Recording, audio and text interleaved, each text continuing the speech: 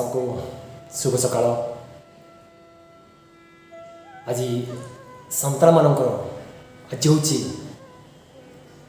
ସେଗୁନ ମାହ। ଆପଣମାନଙ୍କୁ ଆଜି ଏଇ ସେଗୁନ ମିନ୍ସ ଶୁଭ ଦିନରେ ଏକ ସୁନ୍ଦର ଶୁଭ ଖବରଟି ଦେବି। ବିକଜ୍ ମୁଁ ଯେହେତୁ ଆଡଲ୍ସେନ୍ସ ଏଜ୍ମାନଙ୍କ ପାଇଁ ରିସର୍ଚ୍ଚ କରୁଛି ବା ଯେଉଁଟାକି ଯେଉଁ ବୟସଟା ସବୁଠୁ ଭୟଙ୍କର ବୟସ, ଯାହାକୁ କୁହାଯାଏ ଟିନେଜ୍। ତ ଟିନେଜ୍ରେ ବହୁତ ଲୋକଙ୍କ ମନରେ ଅନେକ କ୍ୱେଶ୍ଚନ୍ ଆସେ, ଯାହାକି ସେମାନେ ହଡ଼ବଡ଼ ହୋଇଯାଆନ୍ତି, ଯେଉଁଟାକି ଆଜି ସମସ୍ତଙ୍କ ବାପା ମାଆ ପାଇଁ ଚିନ୍ତାର କାରଣ। ଦେଖନ୍ତୁ, ଆଜି ବାପା ମାଆଙ୍କର ସବୁଠାରୁ ବଡ଼ ଚିନ୍ତା ଯେ ପୁଅ ଝିଅ ପାଖାପାଖି ବଡ଼ ହେଲେଣି, ତ ସେମାନେ ସବୁବେଳେ କ'ଣ ନା କୁଚିନ୍ତାରେ ପଡ଼ନ୍ତି, କୁସଙ୍ଗତରେ ପଡ଼ନ୍ତି।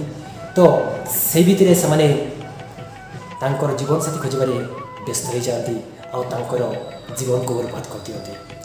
ତାଙ୍କୁ ରଖିବା ପାଇଁ ଏଇ ସୁନ୍ଦର ଭିଡ଼ିଓଟି ତିଆରି କରିବା ପାଇଁ ସ୍ଥିର କଲେ। ତେଣୁ ଆପଣମାନେ ସମ୍ପୂର୍ଣ୍ଣ ଦେଖନ୍ତୁ, ଆଉ ଯଦି ଭଲ ଲାଗେ ତାହେଲେ ସେୟାରିଂ କରିଦେବେ ଯେଉଁମାନଙ୍କର ଏହି ଅବସ୍ଥା ଅଛି। ତ ଦେଖନ୍ତୁ, ଚାଲନ୍ତୁ ଯିବା ତାହେଲେ ସେଇ ଭିଡ଼ିଓ।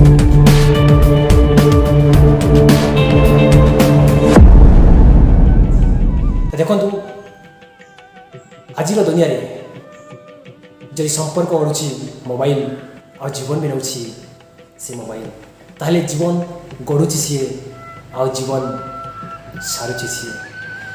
ସେଥିପାଇଁ ମୁଁ 21 ବର୍ଷ ରିସର୍ଚ୍ଚ କଲା ପରେ ଯାହା ଜାଣିଛି ତାହା ଆପଣଙ୍କ ଆଗରେ ମୁଁ ଉପସ୍ଥାପନା କରୁଛି।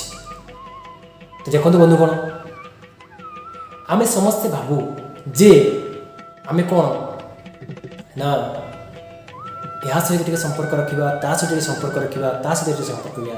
ଦ୍ୟାଟ୍ ମିନ୍ସ ଯେଉଁ ସମ୍ପର୍କ କଥା ମୁଁ କହୁଛି, ଯେଉଁଟାକି ସମସ୍ତେ ନିଜର ଜୀବନସାଥୀ ଖୋଜିବା ପାଇଁ ବ୍ୟସ୍ତ ହୋଇଯାଆନ୍ତି ଆଉ ସମସ୍ତେ ଭାବନ୍ତି ବୋଧେ ମୁଁ ଏତେ ଜଣ ସେ ସମ୍ପର୍କ ରଖିଛି, ମୁଁ ଏତେ ଜଣଙ୍କୁ ଠକିଛି, ଏତେ ଜଣଙ୍କୁ ଅମୁକ କରିଛି, ସମୁକ ଅଛି। ବନ୍ଧୁ, ଏକଥା ସତ୍ୟ ନୁହେଁ। କାରଣ ଏ ଦୁନିଆକୁ ଯିଏ ଗଢ଼ିଛନ୍ତି ବା ସୃଷ୍ଟିକର୍ତ୍ତା, ସେ ଏତେ ଚତୁର ଆପଣମାନେ ତାଙ୍କ ବିଷୟରେ ଜାଣିଲେ ଆଶ୍ଚର୍ଯ୍ୟ ହୋଇଯିବେ। ଯାହାକି ମୁଁ 21 ବର୍ଷ ପରେ ଜାଣିଲି ଯେ ଆମେ ସମସ୍ତେ ଜଣକୁ ହିଁ ବାହା ହେଉ ଯେ ପର୍ଯ୍ୟନ୍ତ ଆମର ଏ ଦୁନିଆରେ ସୃଷ୍ଟି ଚାଲିଛି। ତ ସେଥିପାଇଁ ଆପଣ ଟିକେ ହେଲେ ବିଚଳିତ ହୁଅନ୍ତୁ ନାହିଁ। ତ ସେଥିପାଇଁ ବହୁତ ମ୍ୟାରେଡ୍ କପୁଲମାନଙ୍କ ପାଇଁ ବି ଏଇଟା ବହୁତ ବଡ଼ ମେସେଜ୍ ହେଇଥିବ।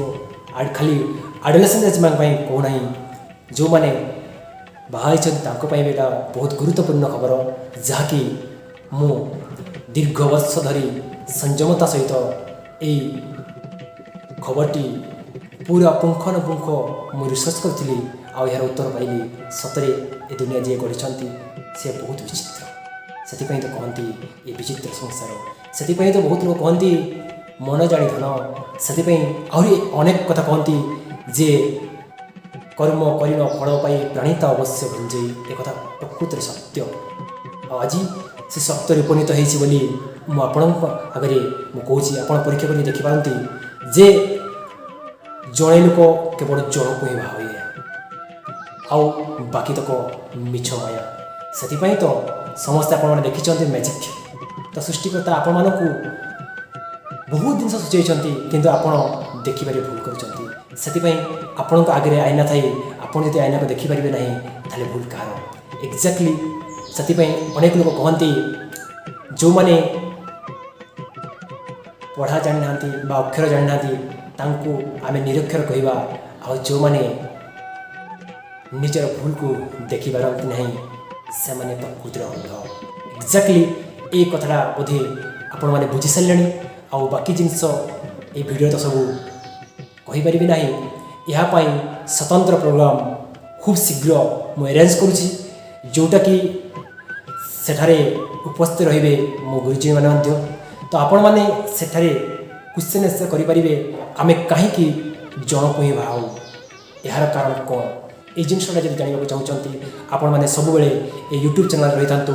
ନିଶ୍ଚୟ ଆପଣମାନଙ୍କୁ ସେଇ ନିର୍ଦ୍ଧାରିତ ଜାଗା ଏବଂ समय निश्चय कहबी आपने आसतु आपण मानकर द्वंद्व दूर करने सहित आपण मानकर सेम टाइप्र प्रोब्लेम आम संपर्क में जो मानकर यही परिणाम बा यही कारण जो अनेक जीवन भी जापी तो सेटा आम चलतु मिलमिशि दूर करवा यहाँ सबुठ बड़ कारण यही समय कारण आज देखु समस्ते ये जो कोरोना महामारी पर समस्ते पाठ पढ़ाई मोबाइल यूज कर तो आपण मैंने कहतु ना समस्ते कौन खाली पाठ पढ़ाई मोबाइल यूज कर देखु कौन हो तो से मोर विश्वास आपण मैंने ये भिडियोटी संपूर्ण देखि सारी आउ निश्चय आपणकर मतामत कमेंट माध्यम देवे आपण मानकर घनिष्ठ बंधु बा विश्वस्त बंधु को निश्चय रक्षा करने ये भिडियोटी